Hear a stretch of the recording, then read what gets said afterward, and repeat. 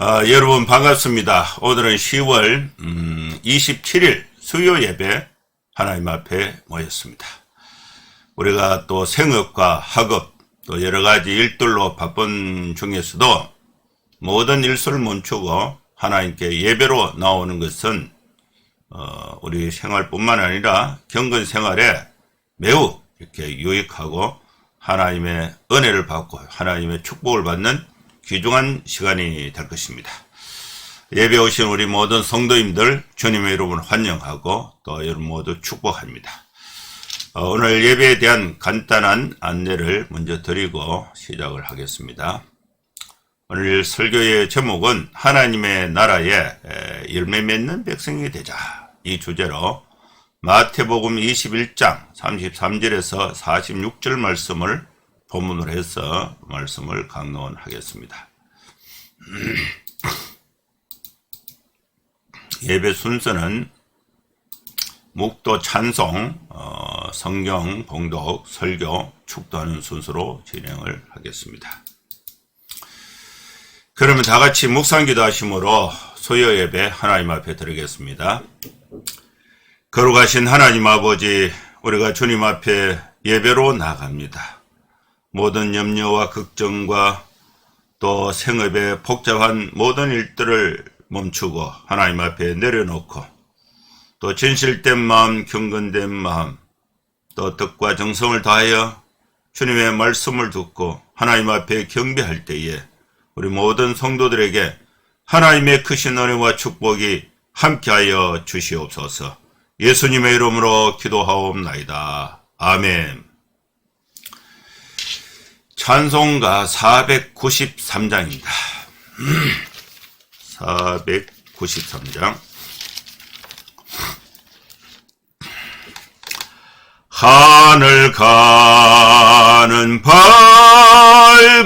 길이 내 앞에 있으니 슬픈 일을 많이 보고 늘 고생하여도 하늘 영광 밝음이 어두운 그늘 해치니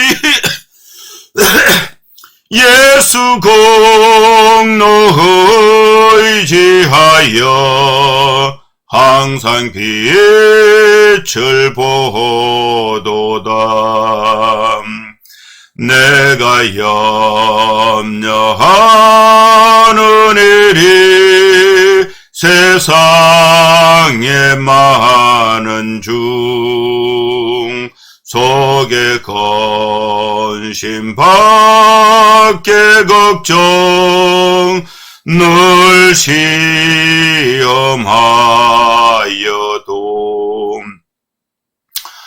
예수 보배로운 피 모든 것을 이기니 예수 공로 의지하여 항상 이기리로다.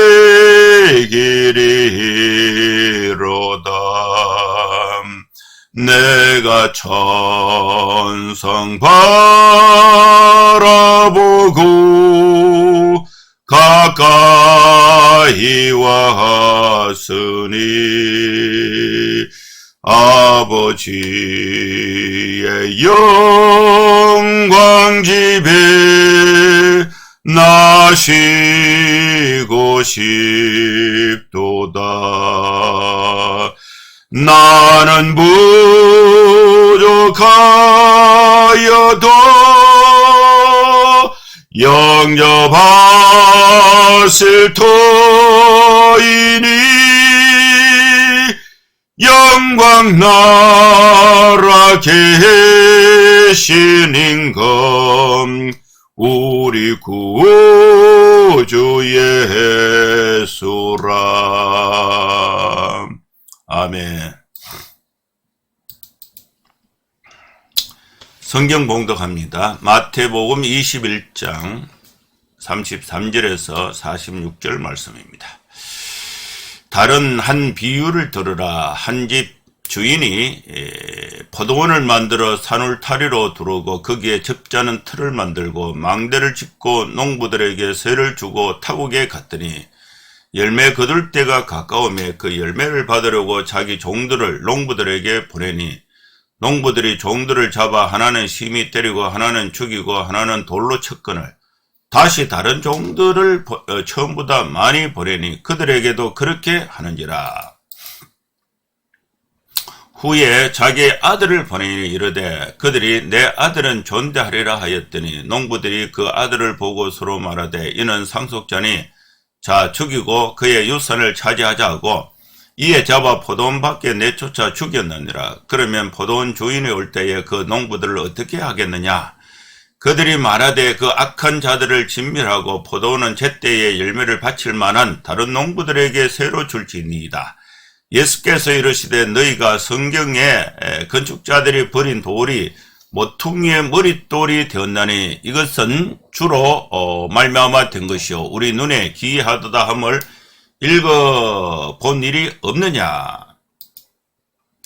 그러므로 내가 너희에게 이르노니 하나님의 나라를 너희는 빼앗기고 그 나라에 열매 맺는 백성이 받으리라. 이 돌 위에 떨어지는 자가 깨지겠고 이 돌이 사람 위에 떨어지면 그를 가루로 만들어 흩으리라 하시니 대제사장들과 바리새인들이 예수의 비유를 듣고 자기들을 가리켜 말씀하심인 줄 알고 잡고자 하나 무리를 두려워하니 이는 그들이 예수를 선지자로 알미더라. 아멘. 오늘도 하나님께서 우리에게 이 비유의 소정한 말씀을 주셨습니다. 비유로 주신 이 말씀을 우리가 강론하고 해석하고 또 적용을 해서 하나님의 은혜를 또 이렇게 생활 속에 적용해서 하나님의 크신 은혜를 함께 받는 시간이 될 수 있기를 바랍니다. 이 비유의 그 중심 내용은 농부, 악한 농부에 관한 이 비유가 되겠습니다. 악한 농부의 이 비유는 예수님께서 자신의 권위에 대해서 대제사장들과 또 장로들에게 던졌던 질문에 대한 답으로 주신 말씀이 되겠습니다. 예수님 자신의 권위 문제를 넘어서 유대 민족의 운명과 새로운 백성의 출현까지 이 비유를 통해서 예고 말씀을 하신 것을 다루고 계신 것입니다. 예수님께서 비유로 말씀하실 때에 그 비유의 그 고정 비유가 있는데 어떤 비유에서든지 같은 의미를 가지고 있는 것을 고정 비유라고 합니다. 고정. 어떤 비유에서도 그 뜻이 고정이 되어 있는 부분을 고정 비유라고 하는데 오늘 이 말씀에는요 예수님께서 예루살렘에 대해서 말씀하신 대부분의 그 비유에는 집 주인이 나오고 포도원 주인이 나옵니다. 여기에는 이제 어김없이 하나님에 대한 비유, 집 주인이고 포도원은 하나님을 지칭하는 비유가 되는 것입니다. 고정 비유라고 하는 것입니다. 이런 이 고정 비유, 집주인, 포도원, 이거는 이제 하나님을 비유하는 고정 비유를 제외하고 나면은 이 비유는 전체적으로 하나의 그 비교점을 가지게 됩니다. 이 비유에서도 이 포도원이나 울타리, 이 포도원이나 울타리가 무엇을 뜻하는지 이것은요, 자세하게 대입해서 적용할 필요가 없어요. 이 하나님은 집주인, 하나님을 드러내기 위한 하나의 부속, 용어에 불과한 것입니다. 이 비유의 이 비교점은, 주인이 요구하는 열매를 바치지 않을 뿐만 아니라 농부가 주인하고 계약한 그 요구하는 열매를 바칠 뿐만 아니라 이 열매를 가지러 온 주인이 보낸 종들 또 아들을 떼기고 죽인 악한 농부를 쫓아내고 포도원을 다른 농부들에게 세를 주듯이 하나님의 나라가 이스라엘로부터 옮겨지고 또 그 열매 맺는 나라의 백성들에게 이 포도원을 준다. 이것이 이제 비유의 중심이 됩니다. 그러면 이 악한 농부들은 누군가? 대제사장들과 또 장로들로 대표하는 이스라엘의 악한 농부에 해당하는 것입니다. 열매를 받아오도록 보낸 종들, 또 이들은 구약시대의 선지자들과 또 하나님의 아들이신 예수님을 가리킵니다. 그리고 또 이스라엘이 이제 열매를 하나님이 구했는데 이스라엘이 열매를 내지 않으니까 그 나라를 이제 열매 맺는 백성들에게 준다. 이것이 이제 비유의 중심이 됩니다. 제때에 열매들을 내어놓는 다른 농부들에게 밭을 준다. 이것을 이제 예수 그리스도를 믿는 교회로 보는 것이 합당한 것입니다. 이 비유의 핵심은 농부들이 결국 아들도 죽였습니다. 예수님은 얼마 후에 예수님 자신이 또 이 죽임 당할 것을 이렇게 비유를 통해서 예고하시면서 표현하신 것입니다. 그러나 그리스도는 건축가가 버린 돌이 모퉁이 머릿돌이 된 것처럼 그들에게 이 버림을 당했지만은 하나님의 나라를 이 땅에 세우시는 분이 예수 그리스도이신 것입니다. 이스라엘이 하나님의 나라를 빼앗기는 이유는 하나님이 보내신 아들 예수 그리스도를 배척하는 데 있는 것입니다. 물론 이것은 이제 나중에 나타나겠지만은 또 이렇게 노골적으로 적개심이 대제사장들과 장로들부터 시작이 되어서 결국은 예수님께서 이들의 미움을 받아서 비유에서 농부들이 아들을 죽인 것처럼 예수님이 십자가의 고난을 받으시게 되는 것입니다. 이 내용이 이제 전체 줄거리인데 이 말씀을 이제 한 절씩 읽으면서 강론을 하도록 하겠습니다. 먼저 이 33절 말씀을 보겠습니다. 다른 한 비유를 들으라. 비유가 이제 앞에 비유가 있고 또 다른 비유를 하시는 것입니다. 비유를 다르게 한다는 것은 전달하고자 하는 메시지가 다르다는 것입니다. 한 집 주인이 있어요. 집 주인이 있는데 이 집 주인이 포도원을 만들었어요. 포도를 만들고 거기서 이제 포도 소출을 가지고 이제 포도원을 잘 관리하기 위해서 산 울타리를 두르고 이 포도는 열매는 오래 보관이 안 됩니다. 그래서 오랫동안 이 보관할 수 있는 것이 즙을 짜서 포도주를 만드는 거예요. 거기에 이제 즙을 짜는 이 틀을 만들고 즙짜는 틀을 만들고 또 이 포도원을 보호하기 위해서 또 이렇게 망대를 짓고 또 이 포도원에 이제 이 농부가 와서 일만 하면은 열매를 맺을 수 있도록 모든 제반 시설을 다 갖춘 거예요. 그리고 농부들에게 세로 주고 주인은 타국으로 떠났다. 이게 33절입니다. 예수님은 자신이 누구인지를 이 악한 농부들의 비유로 말씀하고 계신 것입니다. 여기서 포도나무, 울타리, 즙자는 또 털, 또 원두막, 망대 이런 것은 이 악한 농부의 이야기를 구성하는 하나의 소재에 불과한 것이고 또 털은 무엇인가 또 울타리는 무엇인가 여기에 특별한 의미를 부여할 필요는 없습니다. 외국으로 이제 포도원 주인이 떠났다. 이 표현은 이 당시에 그 농경 문화를 반영한 비유로 볼 수가 있습니다. 예수님 당시에 그 지주, 땅을 소유한 이 부자들은 로마의 귀족일 가능성이 있습니다. 그래서 이제 이 땅을 이제 믿을 만한 농부에게 세를 주고 또 귀족들은 이제 멀리 이제 타국으로 가는 것입니다. 그런 사례가 종종 있었는데 그 배경을 이제 비유의 소재로 사용한 것입니다. 여기서 이제 이 비유에서 의미가 있는 것은 주인과 농부예요. 산울타리, 접자는 털, 망대, 이거는 비유를 구성하기 위한 하나의 소재에 불과하고, 여기 핵심은 의미는 주요 요소는 주인과 농부입니다. 주인과 농부. 주인은 하나님의 비유에 속하고, 농부는 대제사장들과 또 장로들을 대표하는 이스라엘 백성이 농부에 해당하는 비유가 됩니다. 자, 주인이 이제 농부에게 세를 주고, 이제 때가 되어서 열매를 거둘 때가 됐습니다. 그것이 34절 말씀이었습니다. 열매 거둘 때가 가까우며 그 열매를 받으려고 자기 종들을 농부들에게 보냈다.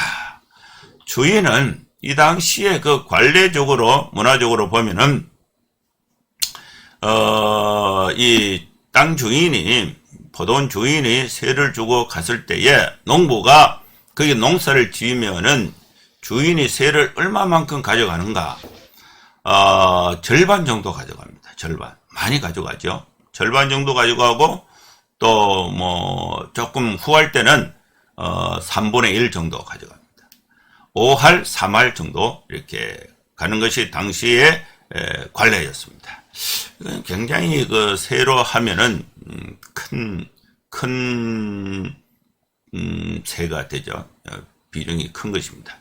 오늘날은 이 정도는 안 돼요. 한 10분의 1도 안 될 정도로 농사를 지으면은 농부가 많은 소출을 가져가고 그 땅 주인은 아주 작게 가져갑니다. 이렇게 이제 비율이 바뀌었는데 예수님 당시에는 절반 3분의 1 정도가 이제 주인이 가져갔다. 여기서 이제 자기 열매는 자기 열매라는 표현이 있죠. 거둘 때가 가까우면 그 열매를 받으려고 여기서 이제 농부들과 합의한 자기 몫을 받아오도록 주인이 종들을 포도원에 보낸 것입니다.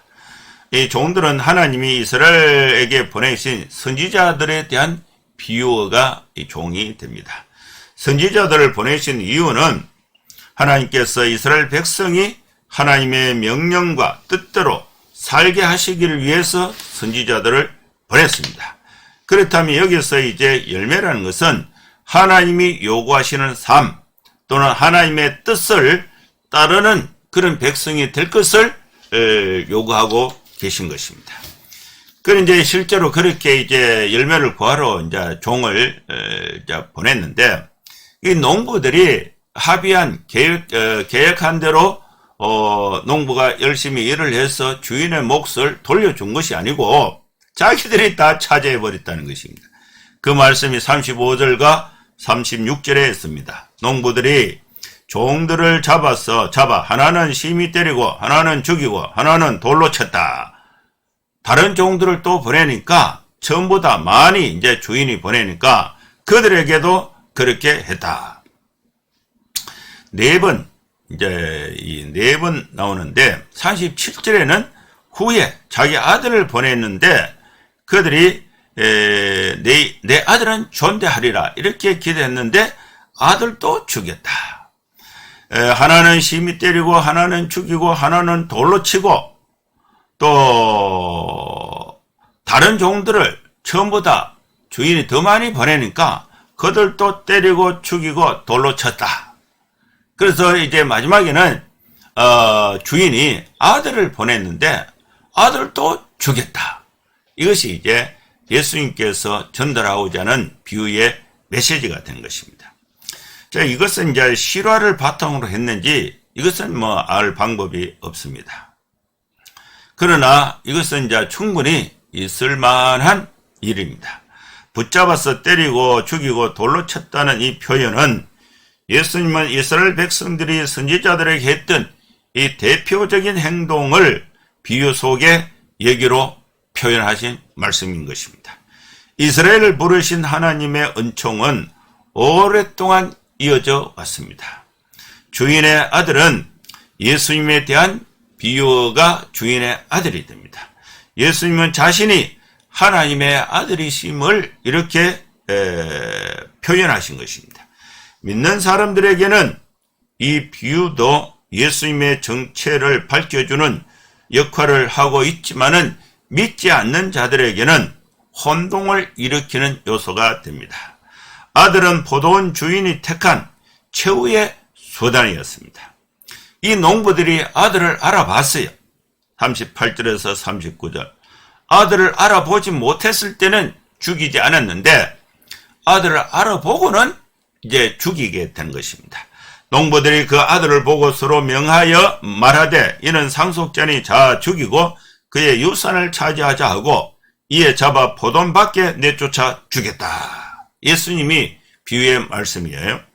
예수님은 자신이 여러 번 십자가에 고난받으실 것을 예고해 미리 말씀해 오셨지만은 아직 일어나지 않는 일들을 있을 법한 얘기 속에서 이 비유 속에 넣어서 예수님이 하나님의 아들로서 또 예루살렘 성 밖에 쫓겨나서 십자가에 고난받아 죽으실 것을 미리 말씀하신 내용이 됩니다. 농부들이 이제 하는 말은 이 사람은 상속자다. 아들을 보고 상속자다. 그를 죽이고 그의 상속물 포도원 자체를 우리가 다 차지하자. 이는 이 농부들이 이제 제안을 하게 됩니다. 이런 이 비유 속에 이야기를 구성하는 것은 이것은 이제 요 구성하는 요소에 필요한 내용인데 이것이 이제 대입을 해서 그 의미를 부여할 필요는 없다는 것입니다. 여기서 죽이자 그리고 포도원 밖에 내던지고 죽여버렸다 이런 표현은 예수님께서 성 밖에서 죽임을 당하실 것을 염두에 두고 암시하신 말씀으로 볼 수가 있습니다. 예수님을 죽이려는 계획이 요한복음 12장 14절에 처음으로 등장하게 됩니다. 그러면서 그 내용이 점차 구체화되고 발전이 되어서 예수님이 예언하신 대로 예고하신 대로 예수님이 골고다 언덕에서 성 밖에서 고난을 받으시게 됩니다. 자, 예수님이 이제 이 비유를 하시면서 주인이 이제 아들을 보냈는데 농부가 그 아들을 또 죽이게 되면은 어떻게 포도원 주인이 왔을 때에 그 농부들에게 어떻게 하겠느냐. 그게 이제 40절이에요. 그러면 포도원 주인이 올 때에 그 농부들을 어떻게 하겠느냐. 이 질문은 예수님 편에서 보면은 하나님이 이스라엘 민족과 역사를 어떻게 할 것인가를 묻는 질문이 됩니다. 그러나 이스라엘 백성들은 있을 법한 이야기에 결말을 물으신 것으로 이제 그 대제사장들 또 장로들이 예수님의 이 질문에 이런 내용은 있을 법한 내용으로 이제 이해를 하고 그 질문에 대답을 합니다. 대답을 하는데 주인이 올 때가 언제인지 그리고 최후 심판의 때인지 아니면 예루살렘 멸망 때인지 알 수가 없어요. 그리고 이것은 중요한 것이 아닙니다. 핵심의 요지는 주인이 온다는 거예요. 이야기에 주인이 올 때는 그 이야기를 구성할 수 있는 하나의 요소에 불과한 것이고 이때가 예루살렘 멸망인지 최후의 심판의 때인지 예수님이 재림하실 때인지 또 예루살렘 성이 멸망할 때인지 요거를 지정하는 것은 아니다. 그것은 의미가 없다는 것입니다. 예수님의 이 시간적 요소를 해석하지 않고 있기 때문에 그렇습니다. 주인이 올 때에 그 농부들을 주인이 이제 어떻게 하겠느냐. 이 농부들은 자기들이 약속한 세를 주인에게 바치지 않고 종도 다 죽이고 세 받으러 온 아들까지 죽였다. 그럼 주인이 와서 농부를 어떻게 하겠느냐? 이것이 이제 질문입니다. 이 질문에 이제 대제사장들, 장로들, 이스라엘 유대인들이 대답을 한 것이 41절에 있어요. 그들이 말하되 그 악한 자들은 농부입니다. 악한 자들을 진멸하고 포도원은 제때에 열매를 바칠 만한 다른 농부들에게 세를 줄 것입니다. 이것이 이제 대답이에요. 이거는 예수님의 말씀이 아니고 또 예수님의 비유 속에 질문 속에 유대인들의 대답입니다. 예수님의 그 이야기에 몰두하고 있었던 대제사장들과 장로들은 그 주인이 악한 그들을 잔인하게 죽이고 제때에 열매를 바칠 다른 농부들에게 세를 줄 것이다. 이렇게 이제 자기들이 이제 그 예수님 질문에 쉽게 이제 대답을 한 것입니다. 이것은 이제 이 예수님을 대적하는 자들의 대답입니다. 그리고 예수님의 비유 속에 포함된 예수님이 전달하고자 하는 메시지에는 약간 비껴나 있는 그 예수님의 반대자들의 대답인 것입니다. 그리고 예수님이 이들의 이 대답 중에서 이 설명한 내용을 이제 메시지의 그 본 메시지로 봤는데 그것이 43절에 있어요. 그러면 내가 너희에게 이르노니 하나님의 나라를 너희는 빼앗기고 그 나라에 열매 맺는 백성이 받게 된다. 이것이 이제 농부의 비유에서 하나님의 나라, 열매 맺는 백성이 너희는 하나님의 나라가 열매를 못 맺었으니까 빼앗기고 또 다른 하나님의 나라에 열매 맺는 백성이 열매를 받게 된다. 하나님의 나라를 받게 된다. 이렇게 이제 농부들의 대답은 실제로 밭 주인이 와서 포도원 주인이 와서 농부가 세를 안 바치고 아들까지 죽였으니까 그 농부를 쫓아내고 포도원을 다른 사람에게 준다. 이 대제사장들의 답변에 예수님이 답변하신 내용은 메시지는 43절에 있습니다. 하나님의 나라를 너희는 빼앗기고 그 하나님의 나라는 대제사장 너희들에게는 빼앗기고 열매 맺는 백성이 하나님의 나라를 받게 된다. 이 대답을 하신 것입니다. 그러면서 이제 42절이 중간에 있는데요.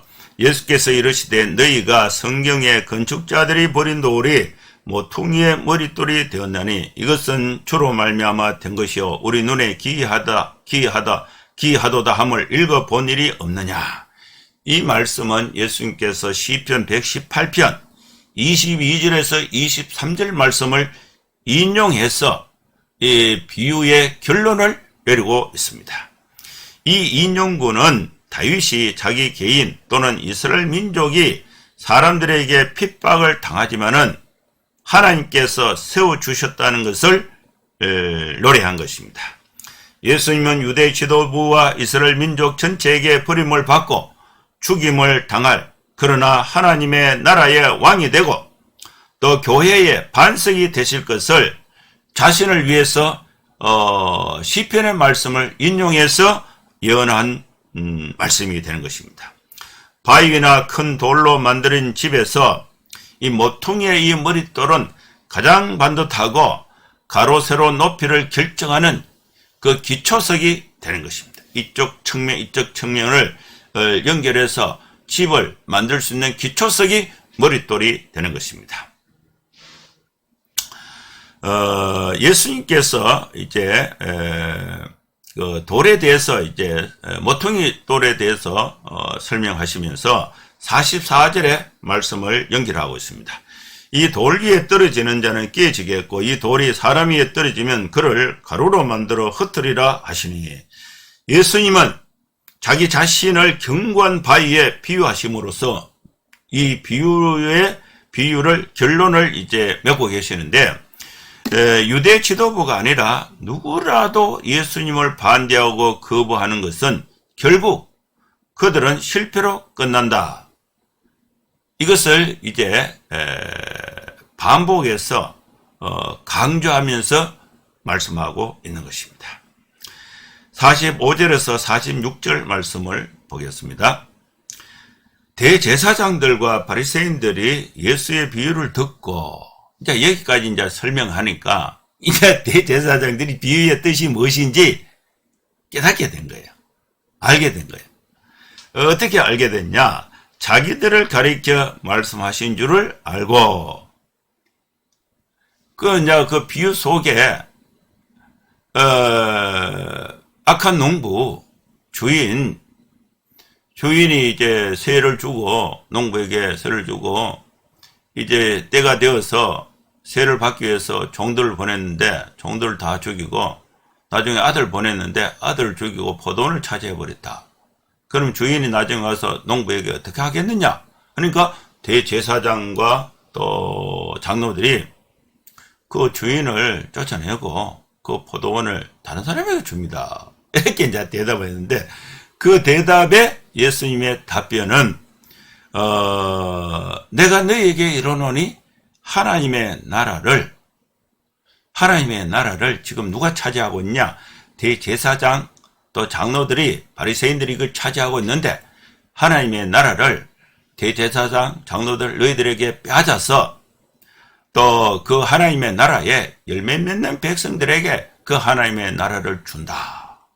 그렇게 하면서 모퉁이의 머릿돌을, 예수님이 모퉁이의 머릿돌이 되신 것을 건축자들의 버린 돌이 모퉁이의 머릿돌이 됐다, 이 말씀을 예수님이 설명하니까, 이때서야 대제사장들과 바리새인들이 그 비유가 의미하는 내용이 무엇인가를 깨달은 거예요. 이 깨달았는데, 깨닫고 나니까 이 비유를 듣고 이 비유에 이 악한 농부가 누구냐? 바리새인들 또 대제사장들, 이 비유의 말씀을 듣고 있는 대제사장 장로들, 성전을 차지하고 있는 이 장로들, 대제사장들, 바리새인들이라는 사실을, 자기들을 가르쳐서 예수님께서 말씀하고 있다는 사실을 깨닫게 된 것입니다.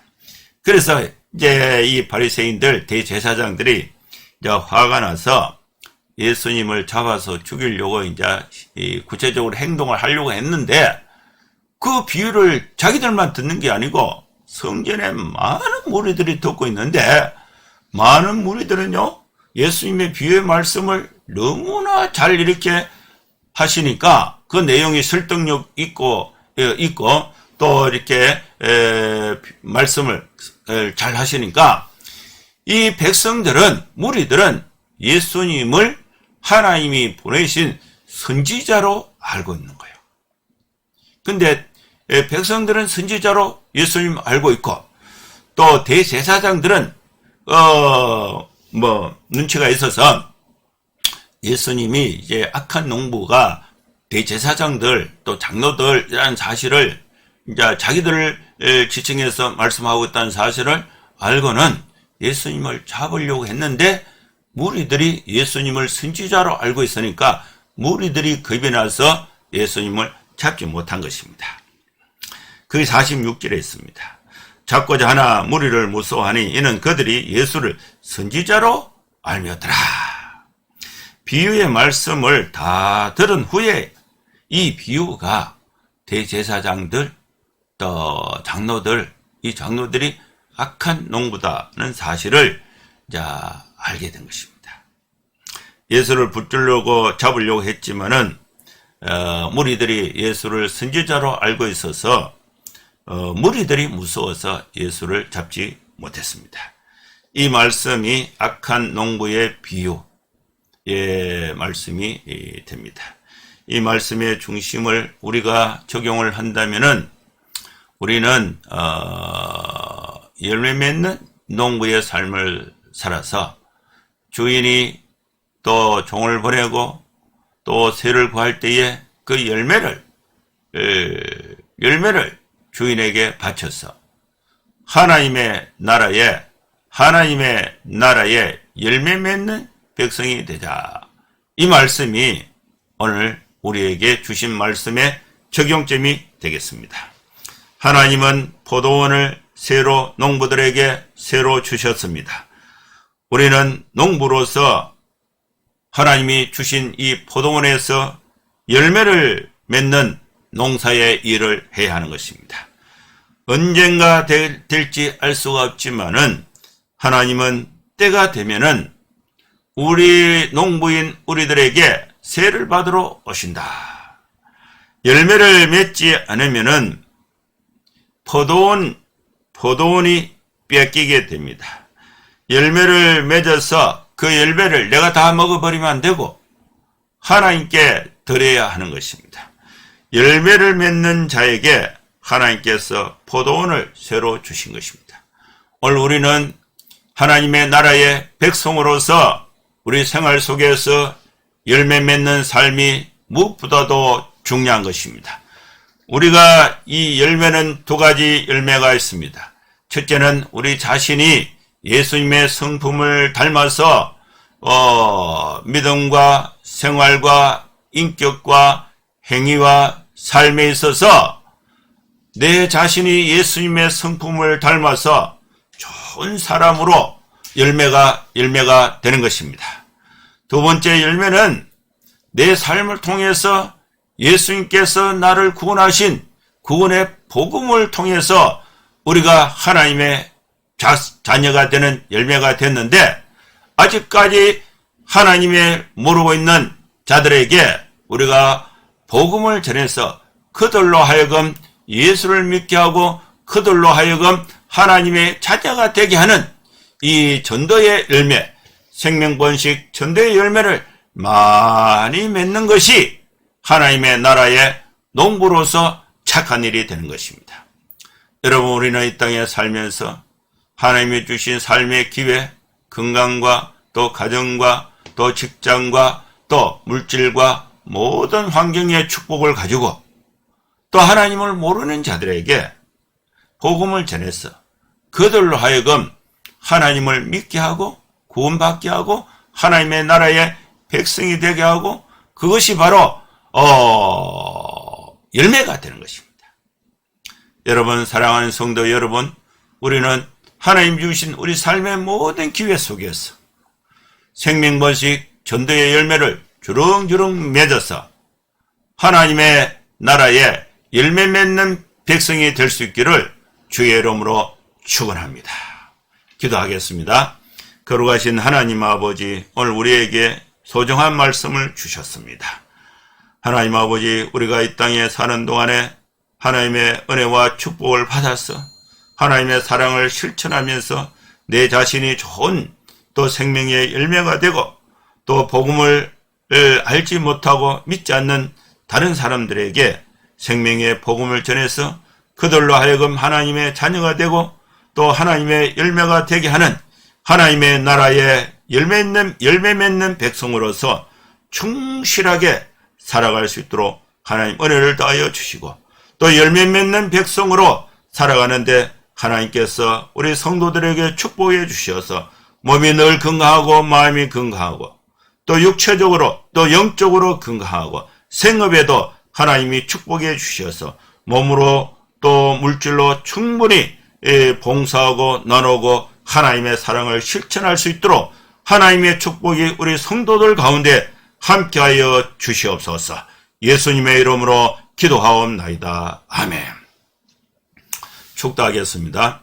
이제는 우리 구주 예수 그리스도의 크신 은혜와 하나님의 사랑과 성령의 감동함과 역사 충만 축복하심이 이곳에 함께 예배하는 모든 성도들 머리머리 위에 이제로부터 영원토록 함께 있을지어다. 아멘. 예, 감사합니다. 예배는 마쳤습니다.